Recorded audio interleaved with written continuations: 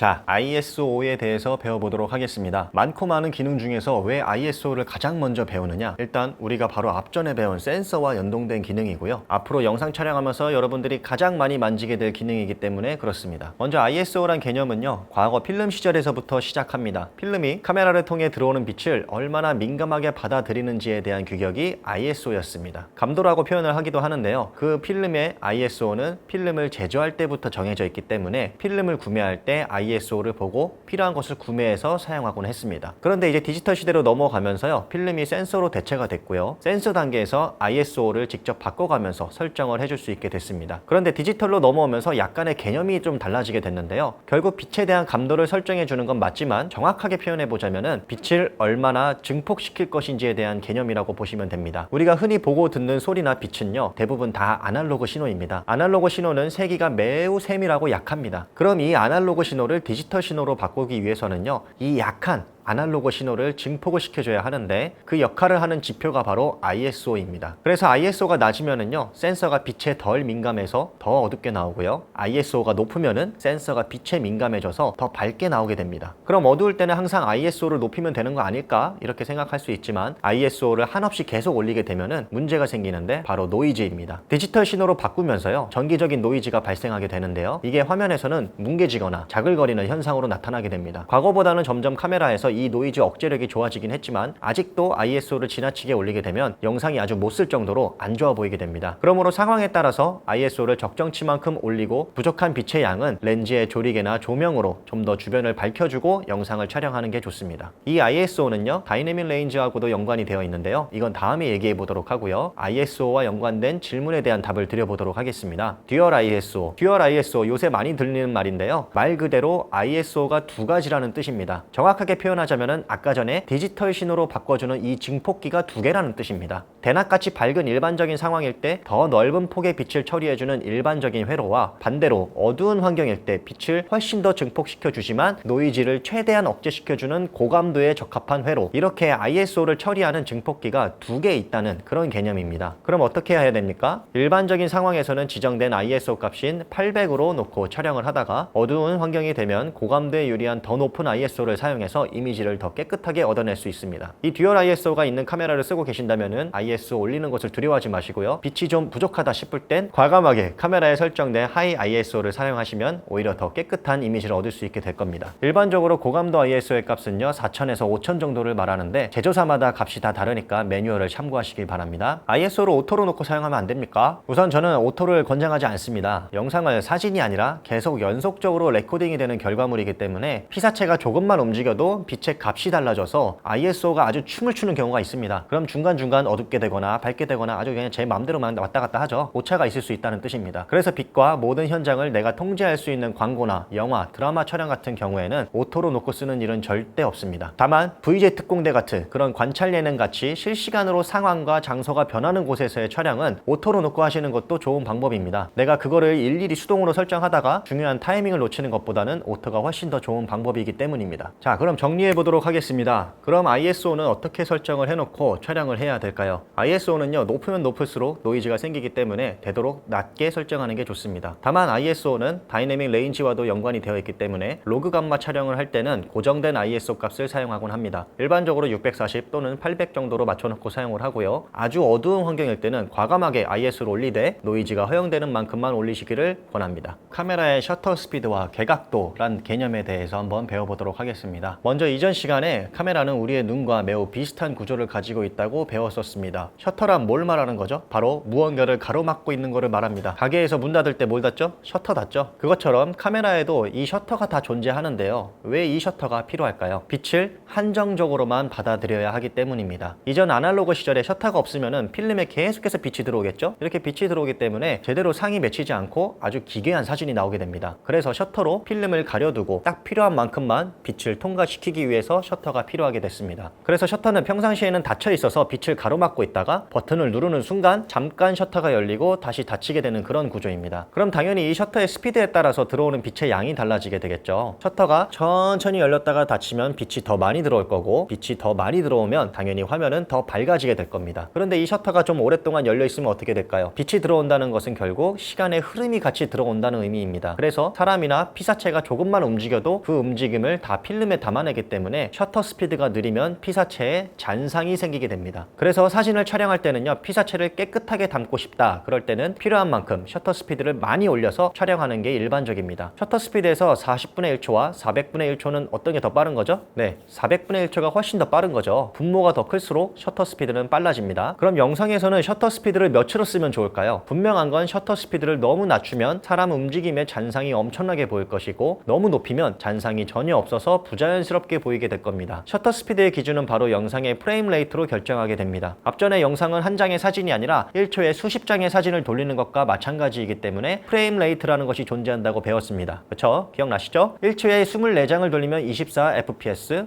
1초에 30장을 돌리면 30fps입니다. 그럼 어떤 게 가장 자연스러운 움직임을 담을 수 있는 셔터 스피드일까요? 영상을 오랜 기간 연구해온 선배님들이 그 값을 지정했는데, 분모 값을 프레임 레이트의 2를 곱한 값으로 설정하면은 가장 자연스러운 움직임이 표현된다고 해서 거의 공식처럼 사용하고 있습니다. 영상 촬영이 만약에 24fps로 촬영이 되고 있으면 24 곱하기 2를 해서 48분의 1초나 50분의 1초 정도로 셔터 스피드를 고정해 놓는 겁니다. 혹은 120fps로 촬영이 되고 있으면은 120 곱하기 2를 해서 240분의 1초로 셔터 스피드를 맞춰놓고 촬영을 하라는 거죠. 하지만 이 셔터 스피드는요, 하나의 추천값일 뿐이지 절대적인 값은 아닙니다. 상황과 여건에 따라서 얼마든지 바꿀 수 있습니다. 예를 들어서 움직임이 거의 없는 샷인데 빛이 너무 모자란다면은 30분의 1초나 40분의 1초로 낮춰서 찍어도 무방할 겁니다. 혹은 액션이나 댄스의 동작을 좀 더 자세하게 잘 보여주고 싶을 때는 2배, 3배로 올려서 찍는 경우도 종종 있습니다. 영화에서 종종 주인공이 마약을 했거나 폭탄을 맞았을 때 그런 심리를 표현하기 위해서 아주 느린 셔터로 잔상을 마구 일으키는 그런 연출을 하기도 하죠. 이렇게 특별히 연출하고자 하는 그런 의도가 있거나 빛이 너무 부족한 불가피한 상황이라면은 셔터 스피드를 적절히 조절해서 사용할 수 있어야 하지만, 그런 경우가 아니라면은요, 이 셔터 스피드의 공식은 지켜주는 게 좋습니다. 셔터 앵글. 그런데 미러리스 카메라만 쓸 때는요, 셔터 스피드를 사용을 했는데 시네마 카메라를 사용하면 셔터 앵글이라는 개념이 또 있습니다. 한국말로는 개각도라고 표현을 하기도 하는데요, 영상 쪽에서는 사진과 다른 셔터를 갖고 있었기 때문에 셔터 앵글을 원래 사용을 했습니다. 초기 영상 카메라는요, 원판처럼 생긴 셔터로 필름을 가려놓고 있었습니다. 그리고 이 원판을 피자처럼 특정한 각도로 잘라주고요, 자, 이 정도 자르면 90도일 거고 이렇게 절반을 자르면 180도가 되겠죠. 그리고 이 원판을 필름이 지나가는 프레임 레이트 속도에 맞춰서 같이 돌려줍니다. 그럼 어떻게 될까요? 사진과 마찬가지로 셔터가 막혔다가 열렸다가 막혔다가 열렸다가 이러면서 빛을 필름에 담아주는 겁니다. 그럼 이 뚫린 셔터의 각도가 좁으면 당연히 움직임 잔상도 없어질 것이고, 셔터가 큰 각도로 뚫려버리면 잔상이 많아질 것입니다. 자, 그럼 어떻게 될까요? 사진과 마찬가지로 셔터가 막혔다가 열렸다가 하면서 빛을 필름에 담아주는 겁니다. 그럼 이 뚫린 셔터의 각도가 좁으면은 당연히 움직임 잔상도 없어질 것이고요, 셔터가 큰 각도로 뚫려버리면 잔상이 많아지게 될 겁니다. 이것도 역시 어렵겠지만 계산을 하는 방식이 있습니다. 만약 내가 영상을 24프레임으로 촬영을 한다 그러면 24에다가 360을 곱합니다. 그 다음에 내가 원하는 각도로 나눕니다. 180도로 나누게 되면 어떻게 될까요? 48이 나오죠. 네, 그래서 48분의 1초와 같은 값이라고 보시면 됩니다. 네, 그래서 바로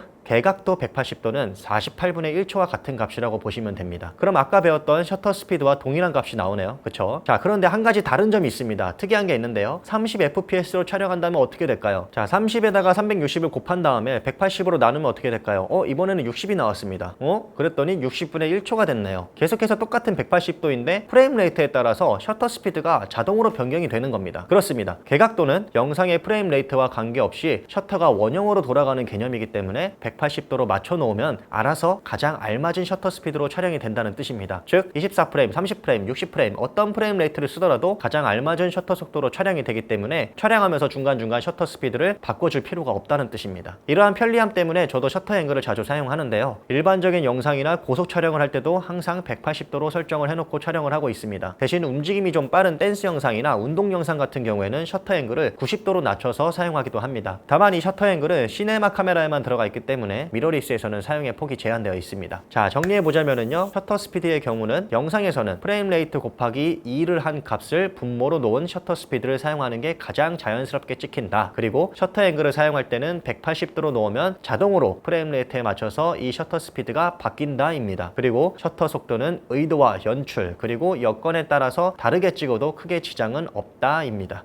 자, 조리개와 심도. 이번 시간에는 조리개와 그리고 심도에 대해서 한번 배워보도록 하겠습니다. 자, 이 그림을 계속해서 복습하도록 하겠습니다. 처음에 피사체에 반사된 빛이 동공을 통해 눈으로 들어온다고 했는데 바로 이 동공 또는 홍채의 역할을 하는 것이 바로 조리개입니다. 사람의 동공은 주변 빛의 양에 따라서 알아서 동공의 크기를 조절해서 빛을 받아들입니다. 너무 어두운 곳에서는 동공을 활짝 열어서 빛을 많이 받아들이고요. 밝은 대낮에는 동공을 아주 좁혀서 빛을 제한적으로만 받아들이는 겁니다. 이 동공의 역할을 조리개가 담당하고 있는데요. 이 조리개는 바디가 아니라 렌즈에 달려 있습니다. 여러 개의 조리개 날이 있고 그것들이 서로 모이고 넓히고 하면서 조리개를 조이고 그 구멍으로 빛이 통과되는 겁니다. 그럼 당연히 조리개를 많이 조이면 빛이 조금밖에 통과를 하지 못할 거고, 조리개를 많이 열면은 빛이 많이 통과하게 될 겁니다. 그럼 당연히 영상이 어둡고 밝게 하는데 기여를 하게 되겠죠. 조리개는 얼만큼 열고 닫았는지에 대한 수치를 F값으로 표현을 하는데요. 이 F값은 렌즈를 구매할 때 이미 정보로 나와 있습니다. 이 조리개가 많이 열릴수록 그리고 중과 상관없이 F값이 항상 고정일수록 렌즈의 가격은 올라가게 됩니다. F값이 클수록 조리개는 많이 닫힌 겁니다. F값이 작을수록 조리개는 많이 열린 거고요. 그런데 이 조리개는 심도도 같이 담당하고 있어서 이미지 전체 내의 포커스와도 연관이 되어 있습니다. 그래서 흔히 조리개를 1.8 이하로 활짝 열게 되면은요, 포커스가 특정 부분에만 맞게 되는데 이런 이미지를 피사계 심도가 얕다라고 표현하고요. 포커스가 맞지 않는 곳에는 일명 이런 식으로 보케라는 것이 생깁니다. 이 보케가 예쁘게 보이고요. 인물을 돋보이게 하기 때문에 인물 클로즈업을 할 때 일반적으로 f1.8 이하의 F값을 지닌 단렌즈로 많이 촬영을 합니다. 반대로 조리개를 많이 닫게 되면 포커스가 여러 부분에 골고루 다 맞게 되는데 이런 이미지를 피사계 심도가 깊다라고 표현을 합니다. 같은 거리, 같은 렌즈임에도 뒤에 배경의 포커스가 서로 다른 것을 확인할 수 있습니다. 그래서 인물을 배경과 분리해서 인물만 돋보이게 하고 싶을 때는요, f1.4, 1.8처럼 조리개를 활짝 열어서 인물이 잘 보이게 촬영을 하기도 합니다. 반면에 넓은 풍경이나 빌딩 숲 같은 곳을 촬영할 때는요, 조리개를 많이 조여서 더 많은 곳에 초점이 맞도록 촬영을 하곤 합니다. 이 조리개의 값 또한 항상 정해진 값이 없습니다. 촬영자의 생각과 연출, 의도대로 조리개를 마음대로 조절해서 사용하시면 됩니다. 내가 특정 부위만 보여주고 싶을 때는 조리개를 활짝 열고 전체적으로 배경도 보여주고 싶을 때는 조리개를 좀 닫아서 촬영을 하시면 됩니다. 흔히 조리개를 노출을 담당하는 기능으로 오해를 하시곤 하는데, 노출 이전에 먼저 심도를 담당하는 우선순위라는 것이 존재합니다. 심도는 영상의 전체적인 분위기를 좌우하기 때문에 항상 우선순위를 먼저 기억하시길 바랍니다. 조리개 조절을 통해 심도를 먼저 결정을 하시고 그 다음에 부족하거나 오버되는 노출은요, 조명이나 필터 등으로 조절하는 것이 바람직합니다. 자, 그럼 조리개는 어느 정도로 하면 좋을까요? 하는 질문이 생길 수 있겠죠. 일반적인 인물 클로즈업에는 f1.4 또는 f1.8 정도의 조리개 값이 아주 예쁘게 나오고요. 광활한 배경이나 전경을 찍을 때는 최소 f5.6 이상 조리개를 조여주시는 게 좋습니다. 심도가 얕은 이미지를 만들려면 조건이 있습니다. 첫 번째, 조리개가 많이 열려야 합니다. 두 번째, 피사체와 카메라가 가까워야 합니다. 세 번째, 피사체는 배경과 멀어야 합니다. 이 세 가지 중에 한 가지만이라도 충족이 된다면 심도가 얕은 예쁜 이미지를 촬영할 수 있게 될 겁니다.